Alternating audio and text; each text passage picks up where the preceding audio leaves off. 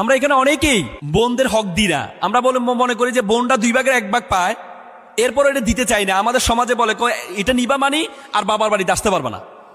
তো সুতরাং বোনটা চিন্তা করে আমাদের বোনটা তো একটু বোনদেরকে 2 ভাবে ঠকানো হয়।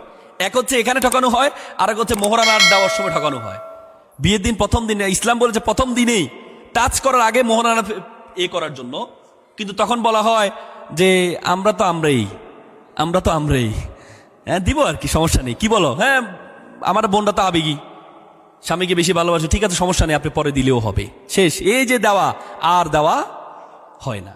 দ্বিতীয় হচ্ছে যে হকটা, অথচ আল্লাহ তাআলা একটা মেয়ের 2 ভাগ দিয়েছে ভাইকে, এজন্য দিয়েছে 1 ভাগ সমান দিয়েছে, সে নিয়ে যাবে, আরেক ভাগ ভাই তাকে দেখভাল করবে, এই জন্য তাকে আরেকটা দেওয়া হয়েছে।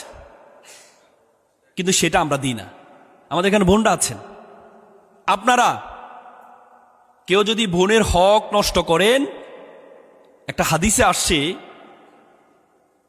আল্লাহ রাসূল বলেছে মিসকিন, দেখেছো তোমরা মিসকিন বুঝো, যে নিঃস্ব, বলছে হ্যাঁ মান লাইসা সাইয়ালাউ, যার কিছুই নাই তারা।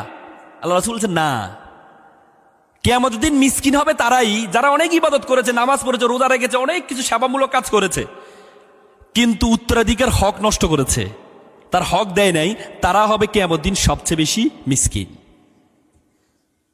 এই জন্য আপনারা এখানে যারা আছেন সেবামূলক কাজ করছেন, এই গুরুত্বপূর্ণ একটা হক আমাদের বন্ধুর হক, এই হকটা কখনো আপনারা কি নষ্ট করবেন না।